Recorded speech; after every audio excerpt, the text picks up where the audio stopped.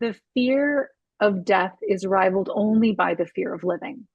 Mm, Oh, and like this is where I want to be a champion for like we have hopes and dreams and desires and yes, notions about how much better it could be on the other side, and acknowledging absolutely. that most of us think that the Almighty is not only fear of public speaking but fear of dying. And when I say, you know what, in actuality, we're living small because it does take a bit of a Yes, risk to yes, apply for the new job or to start your business or to go and try tap dance absolutely. lessons or anything that might make us feel uncomfortable. Welcome to And Then I Did This. Prepare to be inspired as we celebrate the unique journeys of individuals who've had the courage to break free and live life on their own terms. Their lives prove that you truly can be free to live your best and most authentic life. Let's get to it. Welcome to another episode. Today, I have a special guest, Jodi Wellman. She's the founder of 4,000 Mondays, a speaker, author, and assistant instructor at the University of Pennsylvania in the Master of Applied Positive Psychology program.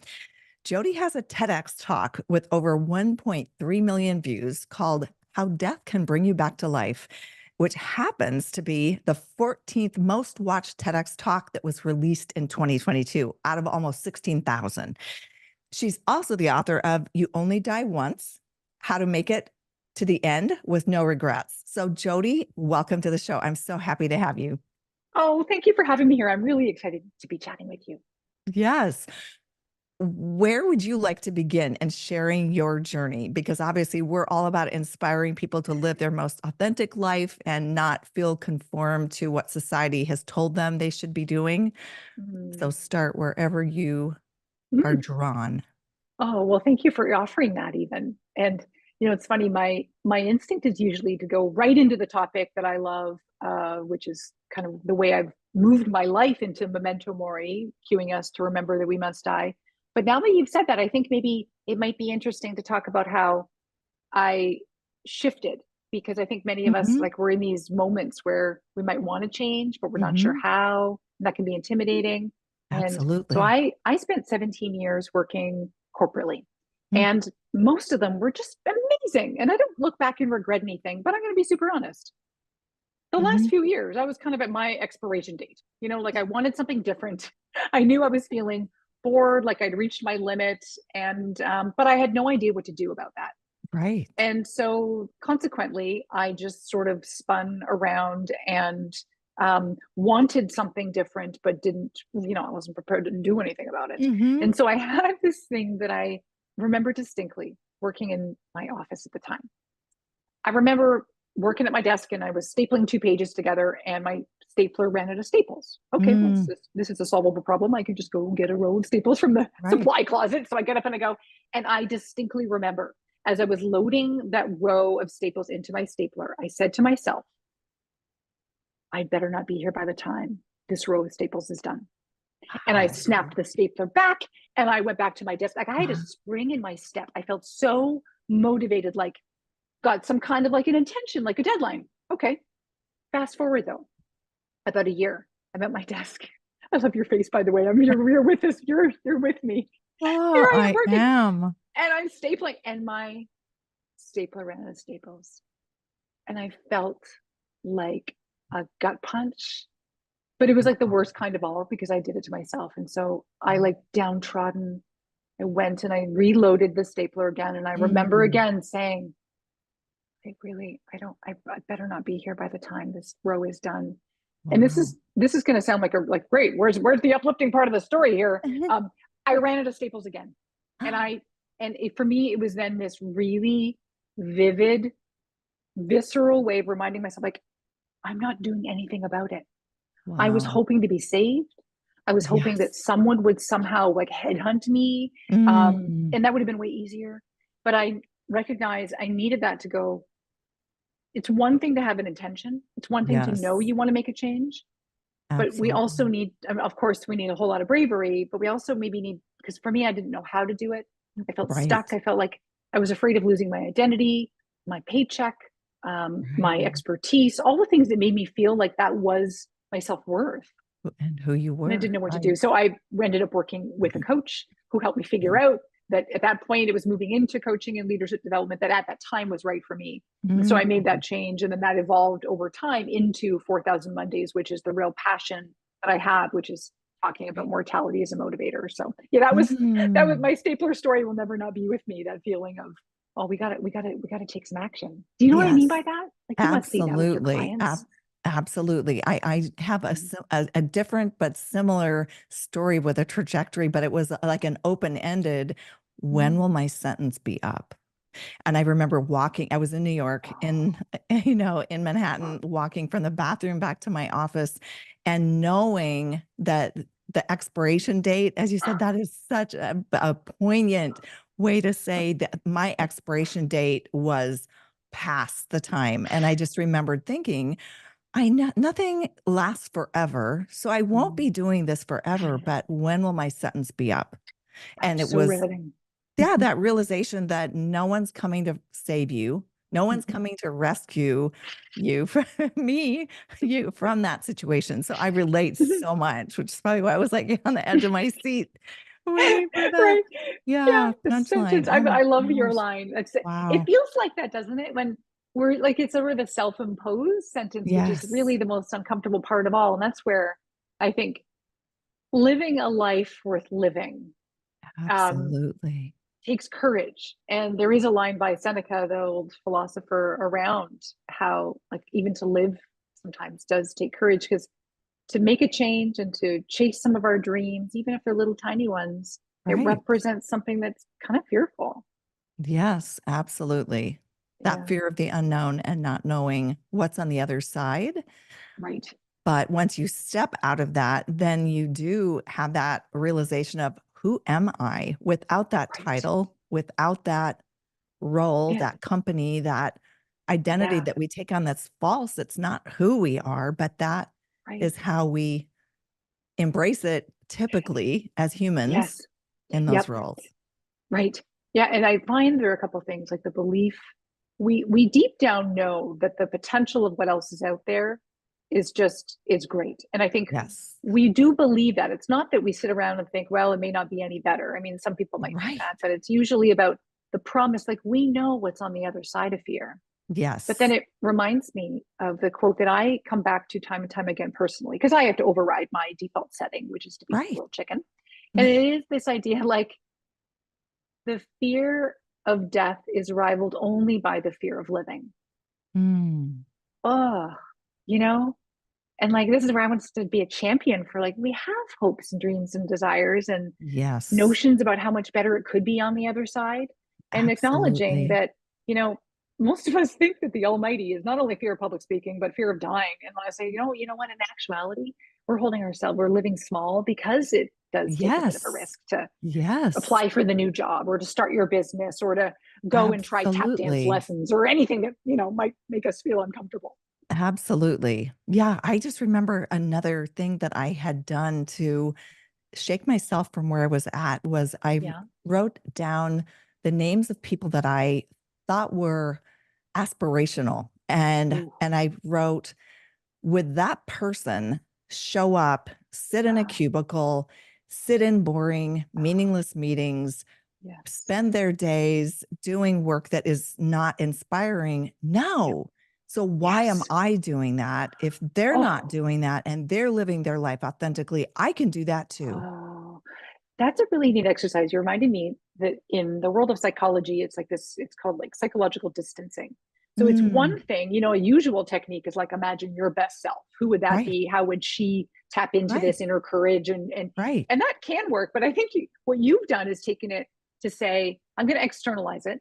I'm going to Yes, imagine Oprah, or I'm going to imagine yes, someone else who is just like a total baller. And I'm like, how do right. they handle it? It somehow helps take the pressure off it being me and the me I Yes, think I'm supposed to be. And that provides a little bit yes. more of like a wayfinding sign. I think that that's brilliant. Yeah, absolutely. Because Yeah. as you know, that the saying that we have to become someone we are not in order Yeah. to achieve what we are wanting to achieve. Because Uh-huh. if we were that person, we'd already be Yeah. doing it. Well, I love the way you're saying it. And you're reminding me, because for me, all roads lead back to the Grim Reaper, but I promise not in a morbid way. This exercise that that we've all heard of, and we've all done it in kind of maybe in a like a dinner party, but like the Right. deathbed regret exercise. But I Right. really like for us to stop and take it seriously and stop Yes. and say, okay, imagine, I mean, you're lying back. You are, thankfully, you're heavily, medicated, so you're Right. feeling pretty good. But you're Right. looking back on your life and you're looking at all the medley of the highs and the lows, and admittedly, Right. most of us would find ourselves there with feelings of coulda, shoulda, woulda. Like I Right. wished I had done this. I wish I took that path. Like the pangs. And these are not Yes. regrets, by the way, of things we did. Those are called regrets of commission. And typically those, I mean, those are water under the bridge. We did them and most of us can live Right. with it.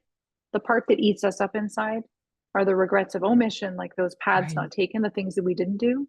Right. So that's an exercise to say, okay, like let's get out write out a list, bullet point list. It can be big, like, man, I would really regret that I never did. Get back Right. out there and try and find a partner after my divorce, or I regret that I didn't apply for that big job, or I'd regret that and it could be tiny little things too, right? Right. Like, man, like I regret that I didn't go for more walks after dinner and check out, go to the sunset at Yes. the lake or the Yes. ocean, or I regret that I wasn't bolder, or I regret that I wasn't, the kind of person that just, was willing to say yes to some last minute invitations. Like, and Right. when we write that list out, here's the power in it. Right. I call them pre-grets because they're, they're, Mm. they're regrets in the making. They haven't happened yet because we're Right. not on our deathbed. Like, Right. hallelujah. Why Absolutely. not look at that list and say, okay, which one or two is the most, what would it take to take action on that thing today? Absolutely. Right. Absolutely. Yeah, taking a step. I will have those thoughts at times Mhm. where even at the end of the day, and I live near the beach, so I'm able to, Yeah. within 10 minutes to go take the dog at the end of the day. And I may feel in my head mentally like, oh, I just want to lay down and rest for a little bit. Yeah. And then I'll think, going to the beach and doing that outdoor fresh air, sun setting experience like that, Yeah. that's an experience that Yeah. I will miss out on if Oof. I go lay down right now, because I can lay down anytime. Like I can rest when I'm dead, as your I think your books and just your philosophy around don't waste your life. Yeah. Yeah, yeah. And you're talking to someone, by the way, like for me, I am a homebody and I'm an introvert. And so I need to be encouraged to live, right? So I'm Mhm. half of this stuff I just write for myself and it happens to apply to a lot of us. And your point, your example is such a good poignant one. It's like we're Mhm. faced with choice points Right. throughout our day about Yes. whether to plug in and feel more alive or not. And I, by the way, am a big advocate of like rest is good. I'm not Right. suggesting that we all just Right. live exhausting lives that look good on Instagram where we're like Right. doing all the classes and going on all the travels and doing all the Right. dinners. Like, let's just like calm down for a second, Right. catch our breath. But Exactly. when given a moment, Right. that's a moment where I think what you do is, in my language, is would I regret going or would I regret not going? Right. Exactly. Because I thought, I was like, it's gonna be in a couple hours, it's gonna be dark outside anyway. I can Yeah. still rest. It's not like Yeah. I'm not going to get that opportunity to rejuvenate myself. Right? Right. Right. Yeah. Yeah. Yeah. Yeah. That's an example of a nudge. And the nudge is about the grander scale that I talk about. It's like, unfortunately, we are temporary and it's not news to anybody. Right. But Right. based on the research around it, it's called temporal scarcity. It's for those who Right. are interested, it's this idea that when we look at anything in our lives as, let's just call it like in the economics where this comes from, if there's an asset that we Right. see is rare, Right. okay, or there's like a limited time only situation on it, Right. we treasure it, we value it, our Right. perception of its importance heightens. Right. And that is true for life. So Right. that's why I am kind of insistent and I'm like doggedly determined to get us to like count how many Mondays we have left. I know that I have Yes. 1,819. I'm lucky. Um, Getting us to really be in touch with the crappy reality that we're finite. I mean, let's just be honest, that is just not good news. But Right. can it be a motivator Right. to be more intentional? Gosh darn it, for most of us, it is, right? Right. Like Absolutely. time is ticking. So does it help us to get on with our goals? Yeah. Absolutely. I know I saw another visual, and I'm sure you've seen this also, where someone has 80 circles and they've Mm, circled in the first 40 because mhm. they're 40, and they Yeah, have 40 more if they're lucky, yeah. 44, to Mhm, go. mhm, And it just visually shows you mhm. how Yeah. much time is left. Yes. And and the other thing that I heard once, which really took me back a minute, is Mhm, around loved ones or people that are really mhm. important to us, that if we Yeah. see the person, maybe we don't live near them, or we see them like twice a year, Yeah. depending on how much time, say it's say you've got 20 circles left, and Yes. you see that person two times, or that person you care about maybe has Yeah. 20 years Yeah. worth of circles left, and you see them twice, that means you're going to see them maybe 24 more times total, Totally. I Isn't it profound? right? And this is the stuff that I feel like it's uncomfortable, and yet it's Right. eye-opening, and it can help us to design our days and make better decisions. I'm in that Yes. same boat with visiting my dad, who's turning 87. And so he Wow. actually is Yes. minus 8 circles, minus 10 circles, right? Like Yeah. the way the math works. Recognizing and doing this countdown. For many of us, I talk about counting how many Mondays we have left till the end. And, roughly we get 4,000 Right. Mondays. That's why I named Wow. my company that. Right. But I find that the life countdown's really profound. Some of us find the career Mondays left even more riveting. Ooh. And I remember, I mean, I do this Wow. stuff for a living, but I hadn't done my career one in a while. And maybe a few months back, I sat and calculated, and I don't have intentions to fully retire, but whatever it's going to look like for me to be like, I'm going to mostly be unplugged. And when Right. I did that math, however, it might have been like 642 Mondays, my jaw Wow. dropped, and it made me feel like, oh, whoa, whoa, whoa, whoa. Like I have so much more I want to do, that I want Right. to try to, whether it's my workshops or speaking or books, and like, and unfortunately, we need that feeling, that Yes. discomfort. And my background is positive psychology. So, admittedly, there is always a part of Right. me that feels a little bit guilty by using the scarcity mode, Right. because Right. we prefer to talk about abundance, and there's lots of Right. abundance, and we're Right. ultimately, Right. it's all in service of Absolutely. living more of an abundant life. But Yes. we need the poke in the ribs. I need for us to stop and go, okay, how many working Mondays would I have left? And for many of us, what that does is we look at that number and we go, oh, I cannot do that life sentence. Like you said, Right. that is a Right. sentence that I would rather die before that if I had to work that many more Mondays at this company. And that might Right. be the motivator to be like, no, no, no, no, no. Yes. Or for some of us, it's that I love what I'm doing and I want to do more of it. And that's not enough. Right. And now I need to prioritize of these Yes. 80 things I keep deferring, and oh, I'll do it one day. No, I have to take it seriously. And now I have to say, with more of a sense of urgency, not frantic urgency, but Right. inspired urgency, what Yes. are the 5 things I really want to make sure happen in the next little bit? And I what would be one thing I could do to mm, make that start to happen? It's like I recalibrating. I love the inspired urgency. That's so good, because I don't necessarily look at it as like a scarcity or like, a lack of. I look at it more in Mm, intentional mm, living, because the two things we don't get back is our time and our energy. mm. You can get money Good back, point. you can get Yeah. possessions back, people obviously we can't, we can meet them in the spirit realm, but being intentionally living is Mm.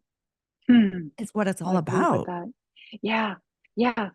So this intentional thing, one of the things I notice, especially in workshops, so I might do retreats with groups, or just even if it's a 2-hour workshop with a team, Right. and getting people thinking and going, okay, what makes you happy? What makes you feel most alive? Yes. And admittedly, I'm often met with a look of a bit of like a deer in headlights, especially for busy working women. Just to Right. gender this for a second, and I know it might sound a little bit like I'm, stereotypical, but typically, or people who are in more like caregiving roles, like looking after other people, Right. kids, maybe aging Right. parents, etc. And there's this idea like, oh, I know what makes my kids happy, or I know what Right. makes my loved ones happy, but like, wait, me, like, wait, I lost touch with what that even is, and that's a very solvable issue. We just have to stop Yes, and start to notice and start to catch, like get a list going, whether it's your notes app on your absolutely. phone or a sticky note or a back of a napkin, Yes, wherever you want to put it. Just start noticing it, because then what we can do in these moments of our lives, that really our lives are just these like 15-minute increments stitched together to make a day, and then it makes a week and a life. right, It's being intentional that a lot of our time is spoken for if we're right, working, right? Okay, right, you're in a meeting from 1 to 2. Okay, well, that's not necessarily your time. But if you have a little break from 2 to 2:30 before right, your next thing, or you've got Thursday evening, it's right. open. What might you be able to do that would delight you? That doesn't have Yes, to cost a ton of money necessarily, if money is an right, object, or doesn't need to take a lot of energy or time, like you said, those right, really scarce resources. And for some of us, we just aren't thoughtful about, what would right, be lovely is if I sat outside and read a chapter of a murder mystery book that I never read. All I read are business books, or all I right, read are self-help. I mean, obviously read my self-help book, but but like right, what if it meant like designing and going, that would make me feel really alive. And it right, doesn't, again, this is not about renting a villa in Tuscany. I mean, right, do that too.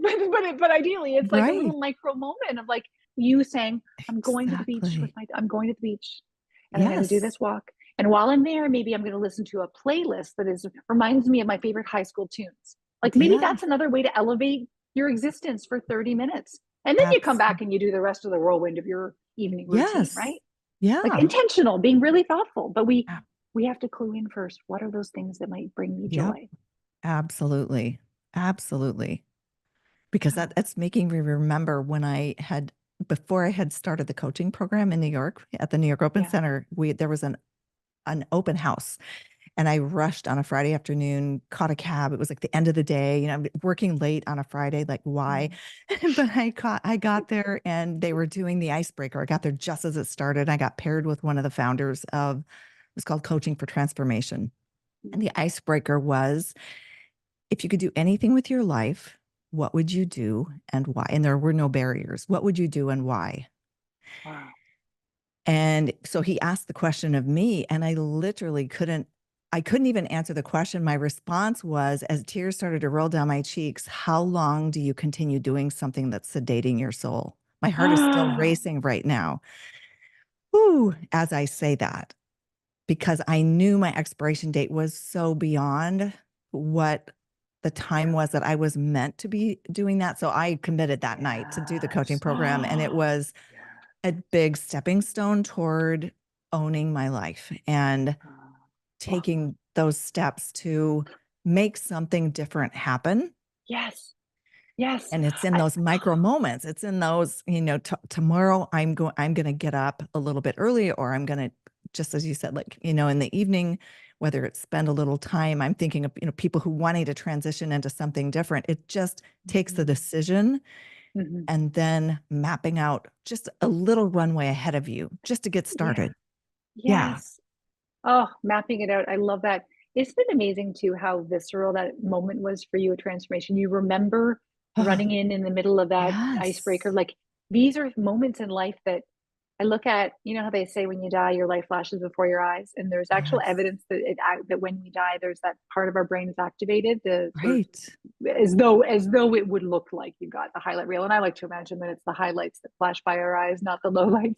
And Right. then these moments where we are completely capable of creating these moments. These are just choices Yes. to no Absolutely. longer settle. And I think, to be super honest, I think some of us need to settle a little longer than others in order to really, again, simmer in it and feel the pain to move. But Right. but I think the issue is that most of us simmer too long and then we're just waterlogged. And like you said, sedated, our souls Oh, are sedated. You did yes. like 3 life sentences. I think I did 20. I mean, we've done Yeah. it. We paid our time. We paid our debt to society, and now we're out. But these moments where like we get to punctuate our lives with these Yes. moments where we say, and then I applied for that program, or Yes. and then I registered for the tennis lesson, and that Yes. made me feel alive. Or then, like you said, I made a decision to wake up early Yes. 3 mornings a week so I could go for a jog. Or these are Yes. moments that imprint in ourselves because we tend to feel pretty proud of ourselves when we make Right. choices that Yes, are aligned with like, this is the goal, and I'm showing myself that I actually give a care about my absolutely. life. It's Yeah. making me think of when I moved from New York the first time. So I lived there twice, and the first Yeah. time I remember I was so wanting to leave. I mean, I was living in Spanish Harlem, working in Times Square, like the stress level, the subways, the people, the Mm. buildings, the concrete jungle. And I remember after graduating from the coaching program, I hired one of my peers to coach me. And I remember sitting on a park bench looking over the Hudson River on a Saturday. And I literally, again, was in that one of those moments, like wanting to leave New York, not sure how I was going to be able to do it, and just financial obligations, and which are some of the barriers that keep people doing what they're doing beyond when they would be doing it. And I Yeah. remember I had said to her, well, I'm not sure that I can make what I'm making here if I transition to the West Coast. Yeah. And she's just said to me, is that the truth? Or is that a story you're telling yourself? And it stopped me in my tracks. And that Yeah. statement can apply to Yeah. almost anything, Yeah. It's any, ex- beautiful. right? Any excuse It's that we have, beautiful. right? Yep. I like how I think we could explore many paths. That one is the most resonant, I think, for many of us, because it's like in order to stay safe, because fear and the Right, saboteurs take over, it's easier just right, not to do the thing that might scare us. right, But you're right. Is it true? There are lots of versions of the truth. right. And I think that there's promise in that, which is like you can make more money technically anywhere. And then there's another Right. pathway, which I think I'd be remiss without bringing up too, because a lot of people yearn for a version of a life, like back to that question that you were asked on that in that Right, icebreaker. What would you right, do? right. Many people yearn for a life that is simpler, that Yes, may very well involve less income, yes, also likely less expenses. But right. the real crux of it is a shot at joy. Like, Yes, could that simplified life in whatever way, shape, or form, do you think it might make you happy? And right, many people are so sure that doing that thing, like I work with a lot of people, or I used to, who were, how you kind of you just keep getting promoted unless you're a moron, and then all of a sudden right, you're like managing people, and you're like, right, do I really want to manage people? And then all right, of a sudden they're leading people, and that's adding all this stress to their lives, and they're just like, I right, used to like it when I was a graphic designer, and I didn't right, want to be all the art director and do the whole thing, and now I've got all this stress and pressure, but I like it because the title's cool, and I do like the right, dough, and it does look kind of good on LinkedIn, and we get locked into these things. Versus, right. could the simpler life actually, maybe it does mean less money, maybe it does Yes, mean that you're not, but what could that do for you?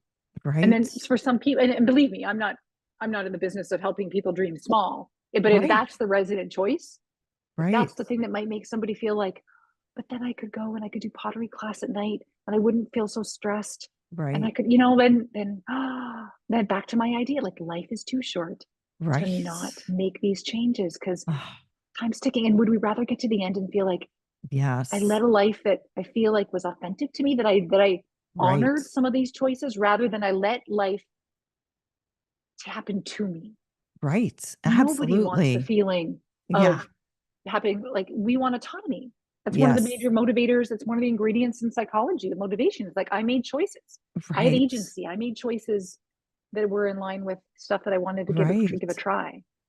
Well, the interesting thing about the next step of that story, the end of that, was that I literally immediately stopped. Like, I had some tears rolling down my cheeks. That stopped immediately. Mm, Went back to my apartment, mm.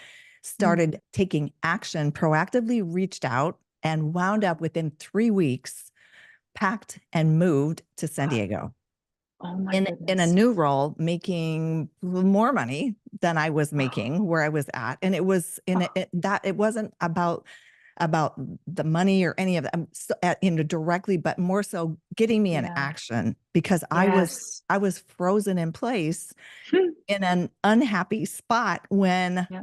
just taking the shackles off and giving myself permission to Mission. take action, Yeah.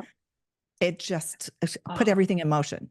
I Right. love that so much. You're reminding me. So I started to share a bit about corporate and my stapler story, and obviously getting out and making a change, right? And Yes. then I had another version of it 4 years ago, starting 4,000 Mondays, where I was in the throes of a partnership with a leadership development firm and team and the whole ball of wax and a great Right. partner.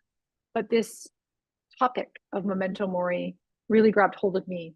And I went to school, I went to grad school and I studied it, and it gave me, it literally infused me with more life, which I realize is ironic that the topic of death can technically fill you with more life, but I hope we're kind of on the wavelength now of like, oh no, but it can really like animate us. Yes. And I knew that I needed to make this my thing.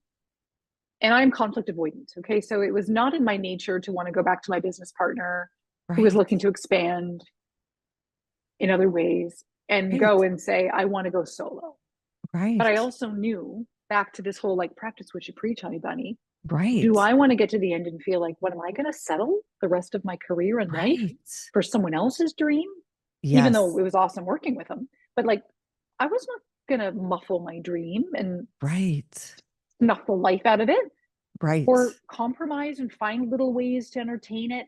I wanted to live the full version of my life. And so that did require the same kind of like gumption, you know, to have the conversation, which again, I see people. There's a woman I used to coach years ago when I was coaching, and we had a catch up. She said she didn't want to leave her team, even though she was unhappy, because she had a team member working under her. And she said, I would just feel so guilty leaving her because I've just gotten her up to speed and I don't want to leave her alone on this team, which is dysfunctional. Right. And I understand that. And isn't that a lovely notion? You know, what a good character. Right. But the question really is, are you really going to live your life and play small? Right. Because of someone else that you're just feeling guilty to move on from? Yeah, absolutely. Like when in reality, like you leaving might be the very thing that actually gets her inspired to either grow and stretch or leave. Maybe she's been dying to leave and she doesn't want to leave you, you know? So but making these changes and saying, number one, like pay attention. Like you had that moment and you had your park bench moment and you had that realization. And then like how within 3 weeks. Yes. And it's not like like 3, I mean, we do things we want to do. Yes, mind blowing. The universe will rise up to meet us when we commit and are true to our authentic self. Our higher self will kick in. The universe will show up in ways we can never imagine. Never thought. I love that so much. Yeah. Yeah. We just have to fathom first. Absolutely. And then summon up the courage. And I think you see this all the time. I'm so curious your observation in this idea that so many of us wait for courage to do the thing. Yes. And like your face already, you're like, no. And then, you know, it will not arrive on a platter to escort you to the thing you need to do. Like it grows from the nerves and the butterflies in your stomach and the sweat and the fear. Like that is what courage is made of. And so we have to do the thing first. Try it. Yeah. There's no one coming to save you. There's no one's coming to save us from any miserable position or role or job or life situation, relationship. Like we have to own our lives, own what we are creating, and be willing to face it and take action. The minute you take action, we're creators. The minute we take action, we are igniting inspiration within ourselves. It can be scary, but it's also energy that's flowing through us that, you know, if we're not growing, we're dying. Oh, I love that. And so to stay in action and just take a minor step, just that making a decision can be a big step. Absolutely. I'm a fan of starting a document. Like, you know, if you want to like take notes on something, I'll go open up Word, file, save as, I'll name it something inspiring. And then I've saved it and I already feel like my goal's in motion because I'm already starting to take notes on it. It's just tiny little steps. You just reminded me, a woman I used to work with in Toronto, her name's Jessica. We were going through at the time, merger and acquisition. And it was stressful for people. And she came into work one morning and said, I had an epiphany last night. I decided I want to look back on all this and feel proud of how I handled this transition. And that has stuck with me all these years, Wow. the words of Jessica. And I think now about how this is true for life. Do we want to Mhm. look back? And it doesn't have to be from the deathbed. I mean, let's just take Right. a step away from there for a minute. What about, do I want to feel proud at the end of the year about how Right. I handled this big decision in my life that I've been dragging my feet on? Exactly. Exactly. And to take Sometimes that's action, the because if motivator. we don't take action, the universe will sometimes, it's like I have a friend who's an intuitive healer, and she will say, we'll get whispers. It's Uh, time to change. It's time to move on. And when we don't listen, it's like, it's time to move on. It's time to, and if we don't do it proactively, sometimes we'll get booted in the butt and bumped out of whatever that yes, situation is to do yes. what is next and what we're meant to be doing instead of living Mhm. asleep at the wheel. Right. Right. I think sometimes that's the work. Like, we might feel proud that we made the change. And then the goal is like, how do I just shorten? Because change is going to happen again. Like, we're going to make Right. a change. Let's just say with many of us, it's career related, right? Go to a Right. new organization or start a new company or go and, involved in a new nonprofit, whatever it is. Right. Let's just be honest. Like, because we're always changing, it's the nature of life and then death. Right. It's not if, it's when we're going to feel the nigglings Yes. again about a Yes. desire to change something. And Yes. my whole goal is just, how do we keep shortening the time it takes for us to make the change next time? So it's more Yes. noticing. It's like working with people like you to help, like you help people see when it's a whisper versus when is it actually jabbing you with the edge of its sword, right? Right. But Absolutely. paying attention sooner. Yeah. So in kind of a wrap up sense, what Mm. advice would you have, given the journey you have experienced? What advice would you have for people who are on the edge, know they need to do something different and just haven't done it? Yeah. The roads lead back to me about, as funny as this will sound, like befriending the Grim Reaper. It's a topic we don't want to Mhm. talk about. I could totally get. And yet, it's only when we start to size the prize and Mhm. recognize how much time we have left, whether it's in life or working, Right. that we really will sense that urgency about, why am I dilly dallying around? And people who've Right. had near death experiences, the research is abundantly clear that they emerge, whether because maybe they have a cancer in remission or they Right. luckily didn't die from the motorcycle accident, whatever it is, Mhm. they emerge typically with a clarity that Mhm. I think we can learn from. It's that they now know, oh, that little silly stuff I was sweating over, it doesn't matter anymore. This is what matters. I'm going back to school to become a librarian, or I'm doing this thing Right. now because I saw that it's short, and we all have the ability to do that. And so that's just what I want is, Yes. when we're feeling scared, you know what? Nothing trumps the fear of death. Go ahead. You're getting there. Do we Right. not, like, there's nothing to lose. There is nothing to Absolutely. lose in giving it a go. Absolutely. And everything to lose by not doing it. Oh, Yeah. well said. So well said. Right? So thank you, Jodi, so much. Hopefully we inspired some people today to be brave and live a life with no regrets. Mm, Yeah. mm. I love it. Your stories have already inspired me. So thank you. Yeah. Thank you. And that's a wrap on another episode of And Then I Did This, celebrating the lives of those who've walked away from the beaten path to pursue work and a life that nourishes their soul. If you're feeling inspired and ready to explore your own path to freedom, check out youcanbefree.life, where you'll find resources and support to help you break free and live life on your own terms. See you next time.